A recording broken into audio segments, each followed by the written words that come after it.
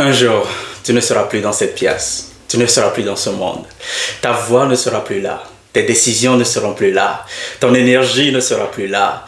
Et la vraie question qui est très simple, est-ce que ce que tu construis va survivre sans toi? Et ça, c'est la loi numéro 21 de John Maxwell, la loi de l'héritage. Parce que la valeur ultime d'un leader se mesure à ce qu'il laisse derrière lui. Est-ce que tu me comprends? Reste avec moi jusqu'à la fin pour découvrir le pouvoir de cette loi de l'héritage. La loi de l'héritage change complètement la manière de voir le leadership. Elle déplace la question de comment réussir vers cette question. Qu'est-ce qui restera après moi? Beaucoup de leaders construisent pour le présent. Très peu de leaders construisent pour la continuité. Et le succès personnel est souvent temporaire, comme vous le savez. L'héritage est durable. John Maxwell nous explique que les grands leaders pensent toujours au-delà d'eux-mêmes. Ils ne veulent pas seulement gagner de façon temporaire, mais ils veulent transmettre. Et la connaissance, ils veulent transmettre leur connaissance, leur culture, leur vision. Parce que le leadership, ce n'est pas seulement pour un moment précis, c'est une chaîne. Et chaque leader est un maillon de cette chaîne. Un leader sans héritage doit tout reconstruire à chaque génération. Un leader avec héritage offre un point de départ plus haut à ceux qui suivent. Et c'est ça la vraie multiplication. Tu ne fais pas ce qu'il faut pour réussir seulement toi-même. Non, tu facilites la réussite des autres aussi. Et cette idée-là, quand tu l'as, ça change tout. Parce que ton travail va cesser d'être personnel et ça devient communautaire. Pense à un parent, à ton père, à ta mère.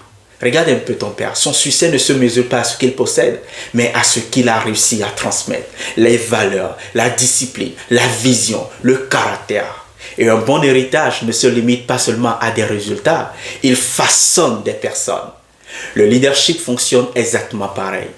Ton équipe devient ton héritage vivant. John Maxwell insiste sur une vérité essentielle. L'héritage ne se construit pas à la fin, il se construit chaque jour.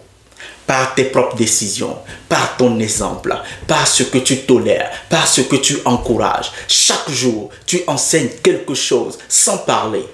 Ton comportement écrit ton héritage. Ce ne sont pas tes discours, non.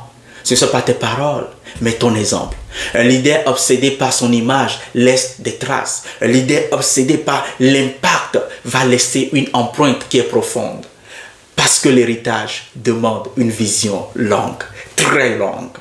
Et il faut accepter de planter des arbres dont tu ne verras pas, peut-être jamais l'ombre de ces arbres-là. Et ça exige une maturité qui est rare. Construire pour un futur où tu ne seras pas là demande une générosité immense. Aujourd'hui, je suis en train de résumer les lois de John Maxwell. Dans quelques années, il ne sera pas là, mais son héritage va rester. Ce qu'il aura accompli va rester. Et l'héritage va dire, regarde ce que j'ai rendu possible. Le succès attire l'attention, mais l'héritage crée la continuité. Et dans un temps très long, sans la continuité, il n'y a pas de victoire. Les leaders qui marquent l'histoire ne sont pas toujours les leaders qui sont le plus visibles, non.